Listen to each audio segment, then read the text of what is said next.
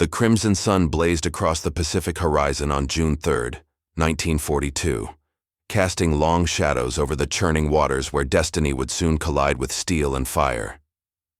Admiral Chuichi Nagumo stood on the bridge of the aircraft, carrier Akagi, his weathered hands gripping the rail as he surveyed the most formidable naval armada Japan had ever assembled. 4 fleet carriers, Akagi, Kaga, Hiryu, and Soryu, cut through the waves like predatory sharks, their flight decks bristling with over 270 aircraft ready to deliver what many believed would be the final crushing blow to American naval power in the Pacific.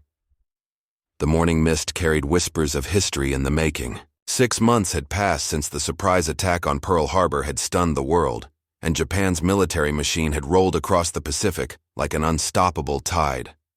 Hong Kong, Singapore, the Dutch East Indies, and the Philippines had all fallen beneath the rising sun's relentless advance. The Imperial Japanese Navy had dominated every engagement, their pilots proving superior in skill, and their tactics revolutionary in execution. Now they set their sights on Midway Atoll, a tiny speck of coral and sand that held the key to the entire Pacific theater. Admiral Isoroku Yamamoto, the brilliant architect of Pearl Harbor, had conceived this operation as the decisive battle that would force America to sue for peace. His plan was audacious in its complexity. A diversionary attack on the Aleutian Islands would draw American forces north, while the main Japanese force would seize Midway and establish an impregnable forward base. When the remaining American Pacific Fleet came to retake the atoll, they would sail straight into a carefully prepared trap. The mathematical precision appealed to Yamamoto's strategic mind. Eliminate the American carrier force, and Japan would control the Pacific for a generation. According to records from the Naval War College's comprehensive analysis published in 1967, the Japanese force assembled for Operation MI represented the pinnacle of naval aviation power at that time. The 4 carriers alone could launch more aircraft than the entire remaining American Pacific Fleet possessed. Supporting this aerial armada sailed a constellation of battleships, cruisers, and destroyers under the command of experienced admirals who had never tasted defeat. The heavy cruisers Tone and Chikuma provided reconnaissance, their float planes extending Japanese eyes hundreds of miles across the empty ocean.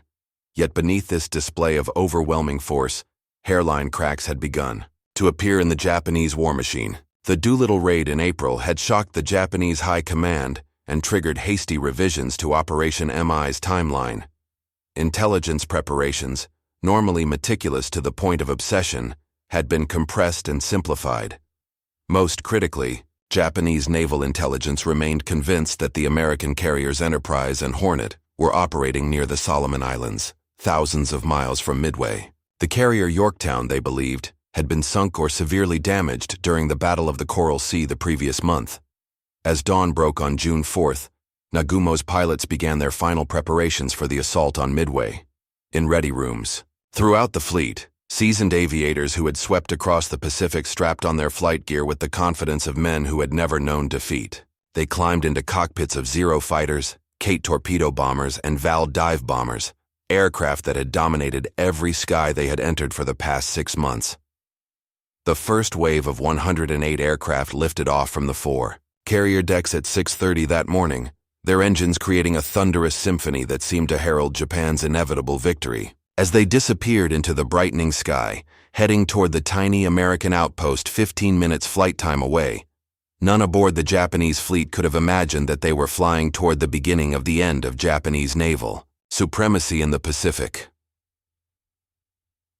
2,000 miles away in the basement of the Navy Department building in Washington, Commander Joseph Rochefort hunched over stacks of intercepted Japanese radio transmissions, his eyes bloodshot from weeks of sleepless nights. The documents scattered across his desk represented one of the greatest intelligence coups in military history, though few outside his small team of cryptanalysts understood the magnitude of what they had accomplished. Through painstaking analysis of Japanese naval codes, Station Haipio had penetrated the veil of secrecy surrounding Operation MI and handed Admiral Chester Nimitz an unprecedented advantage: advanced knowledge of Japanese intentions.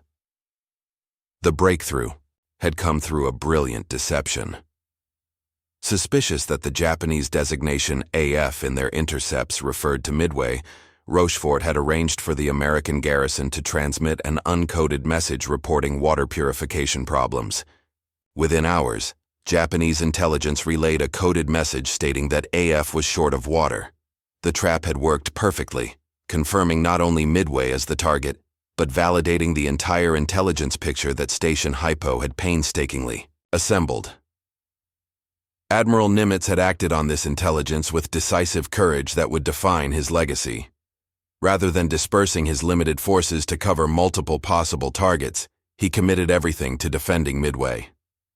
The carriers, Enterprise and Hornet, under the command of Rear Admiral Raymond Spruance, raced north from the South Pacific. More dramatically, the carrier Yorktown, badly damaged at Coral Sea, underwent round-the-clock repairs at Pearl Harbor.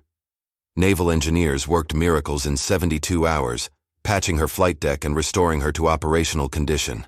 By May 30th, she had sortied under Rear Admiral Frank Fletcher, carrying air groups hastily assembled from multiple squadrons.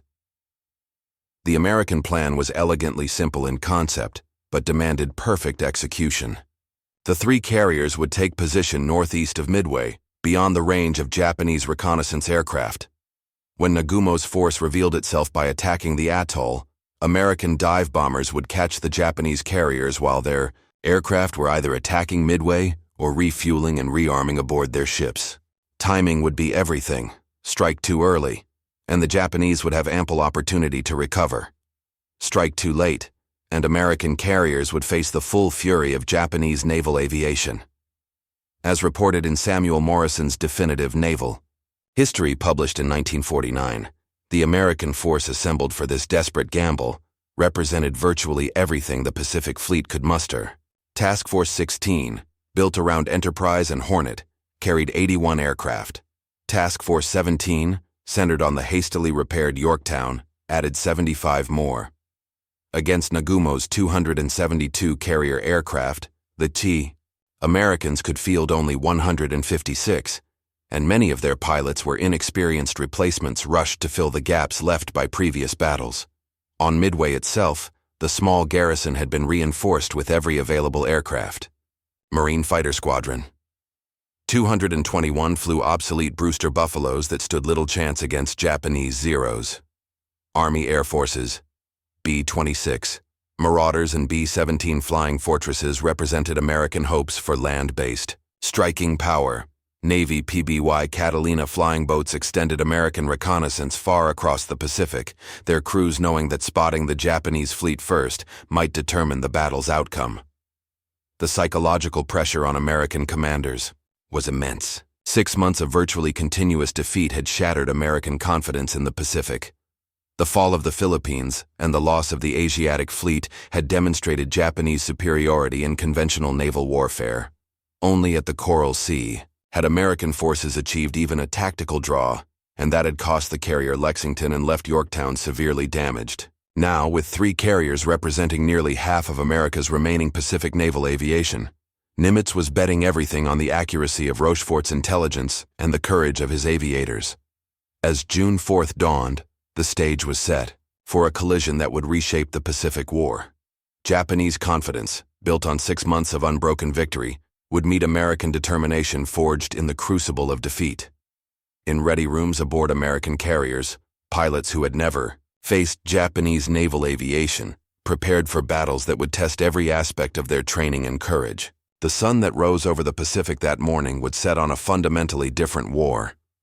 The roar of aircraft engines shattered the pre-dawn silence over Midway Atoll as Lieutenant Colonel Ira Kimes led his mixed formation of Marine and Army aircraft skyward to meet the incoming Japanese strike. At 6:20 on the morning of June 4th, radar operators on Midway had detected the approaching enemy formation, giving the tiny garrison precious minutes to prepare for the onslaught. As the obsolete Brewster Buffaloes of Marine fighting, Squadron 221 climbed desperately toward the Japanese armada. Their pilots knew they were flying into a battle they could not win, but one they could not avoid. The Japanese formation approached Midway with the precision of a well-rehearsed symphony of destruction.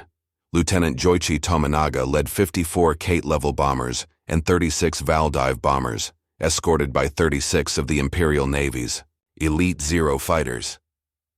These were the same aircraft types that had devastated Pearl Harbor, conquered the Philippines, and swept Allied air power from the skies across half the Pacific. Their pilots, veterans of dozens of air battles, approached their target with the confidence of men who had never been defeated.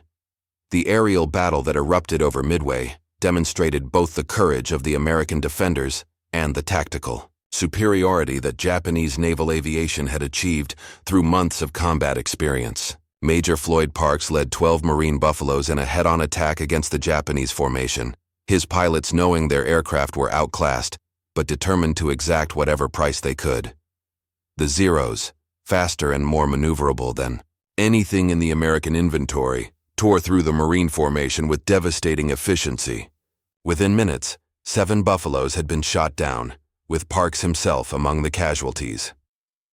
Captain Kirk Armistead's Marine dive bombers attempted to attack the Japanese formation, but were quickly overwhelmed by the escorting Zeros.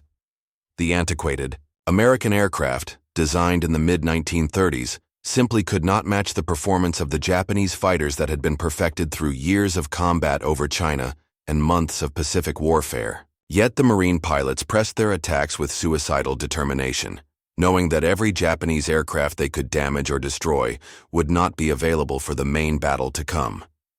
As documented in the official Marine Corps historical record published in 1958, the sacrifice of the Midway-based fighters served a crucial purpose despite their tactical defeat. The fierce resistance forced the Japanese to expend ammunition and fuel, while providing American intelligence with vital information about Japanese aircraft performance and tactics. More importantly, the battle confirmed that the main Japanese carrier force was exactly where Station Hypo's intelligence had predicted it would be. Meanwhile, the Japanese bombers pressed home their attack on Midway's installations with professional competence. Tominaga's level bombers targeted the airfield and fuel storage facilities, while the dive bombers concentrated on anti-aircraft positions and command structures. The 2-hour bombardment inflicted significant damage, but failed to achieve the complete neutralization that Japanese planning had anticipated. American anti-aircraft fire, though largely ineffective against the high-flying bombers, demonstrated a tenacity that surprised the Japanese aircrew. As the Japanese formation prepared to return to their carriers, Tominaga made a fateful radio transmission that would echo through history.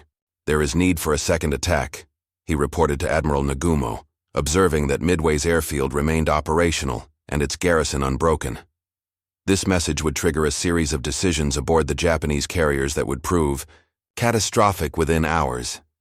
The first American counterstrike came from the surviving aircraft on Midway itself. Army Air Forces, B-26 Marauders and Navy TBF Avengers, hastily armed with torpedoes, attempted desperate low-level attacks against the Japanese carrier force.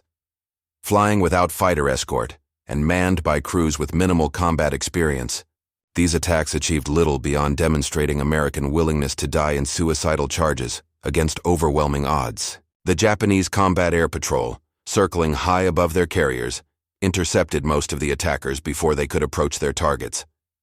Yet these seemingly futile attacks served a greater strategic purpose.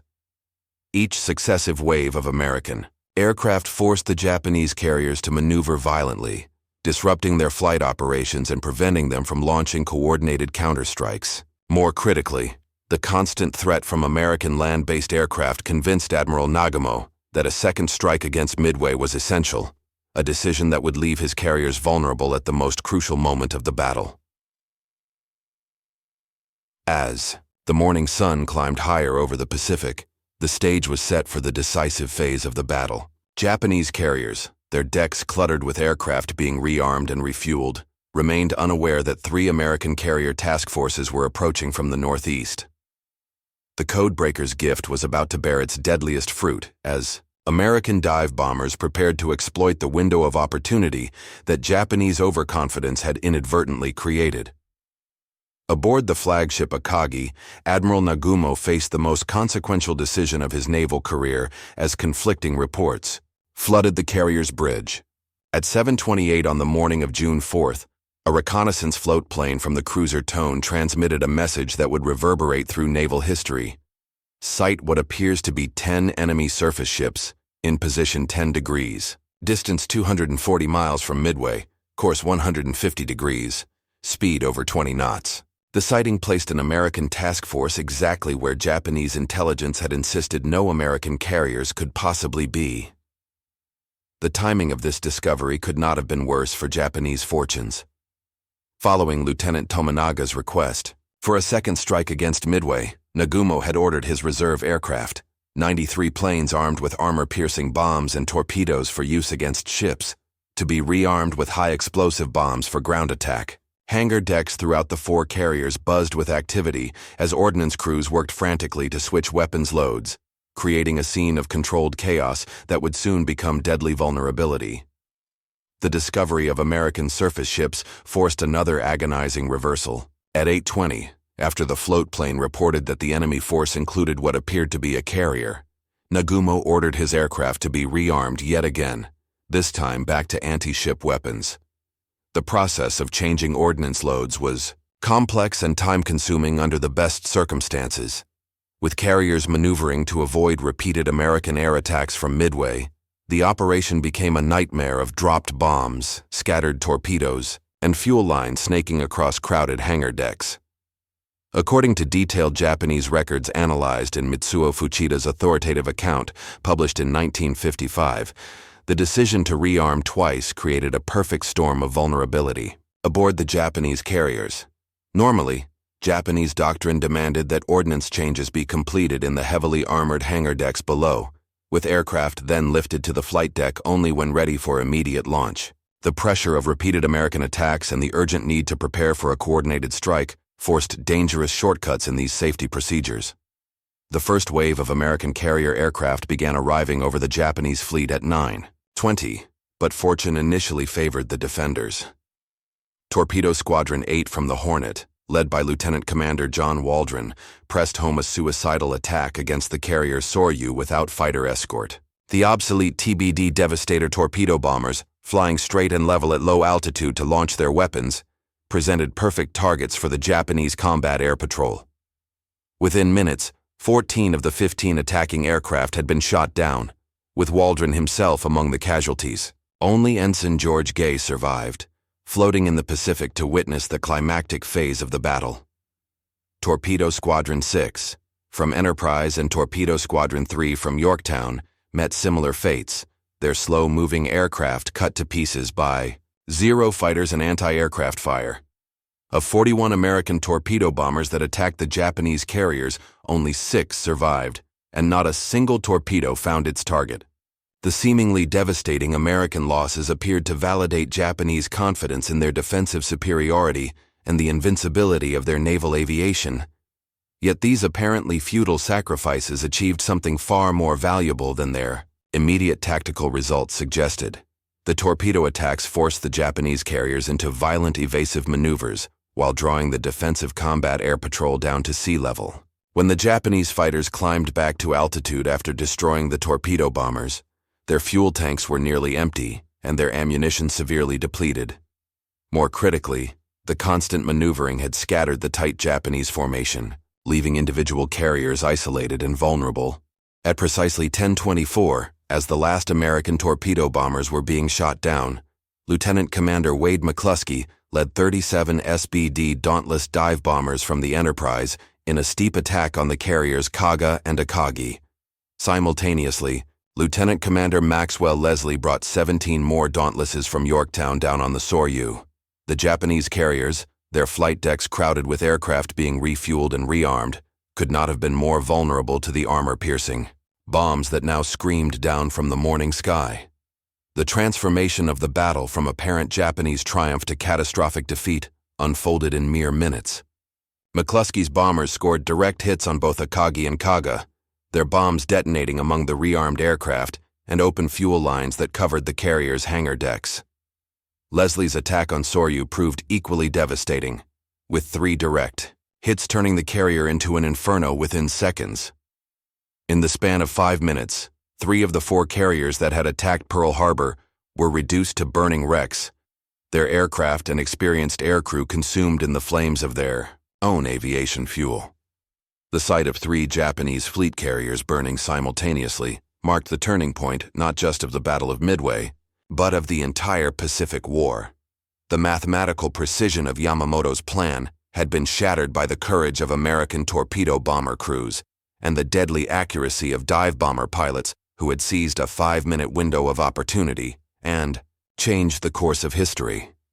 The carrier Hiryu, steaming alone on the northern edge of the Japanese formation, had escaped the devastating American dive bomber attacks that consumed her 3 sister ships in flames. Rear Admiral Tamon Yamaguchi, flying his flag aboard the sole surviving Japanese fleet carrier, faced a moment that would define both his legacy and the remainder of the battle.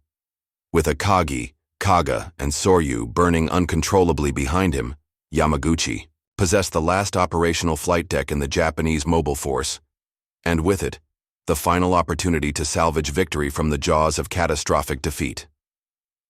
At 11:30 on June 4th, 18 Val dive bombers and 6 Zero fighters lifted off from Hiryu's deck under the command of Lieutenant Michio Kobayashi.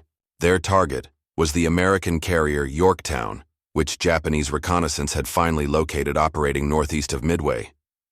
The attack represented everything the Imperial Japanese Navy could still throw against the American task force, a handful of aircraft manned by some of Japan's most experienced naval aviators, flying what they knew might be their last mission of the war.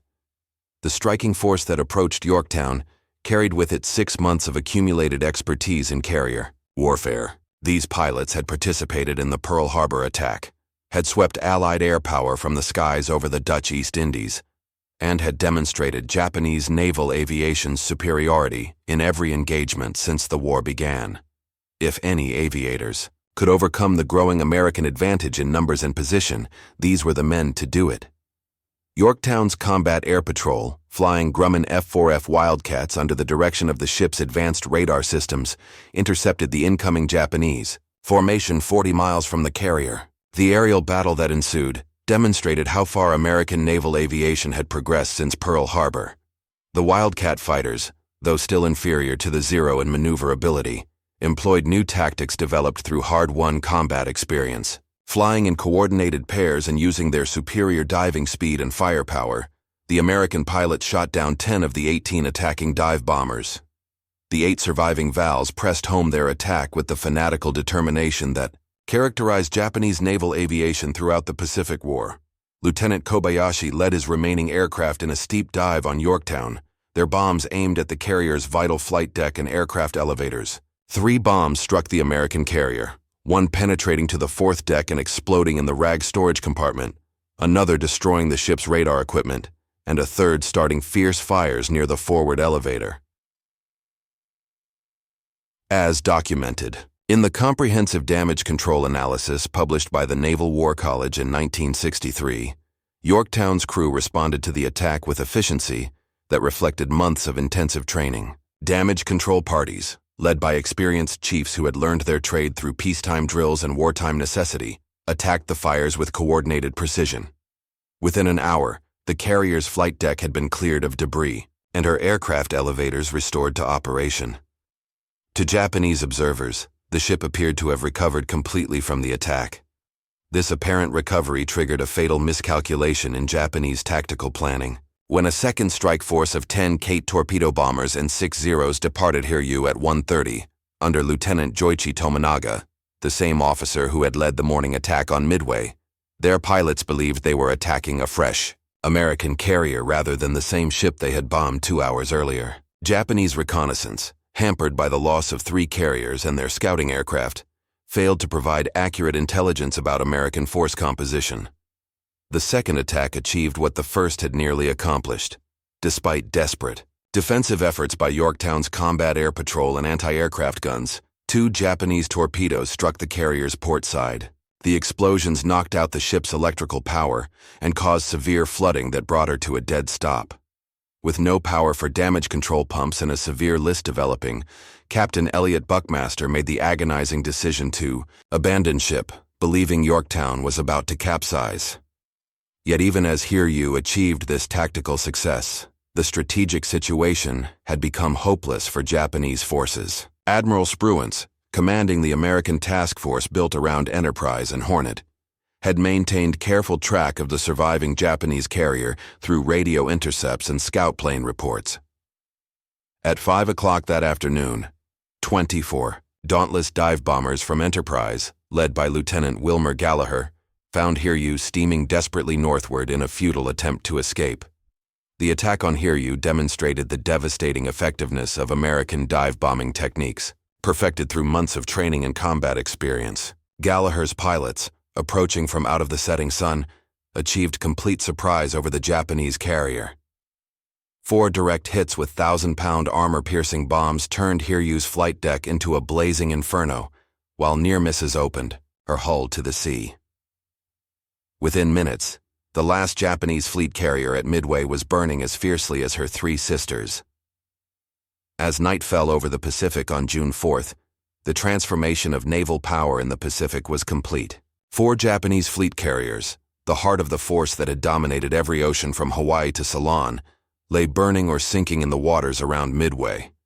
With them died over 200 aircraft and hundreds of Japan's most experienced naval aviators, losses that the Imperial Navy would never fully replace.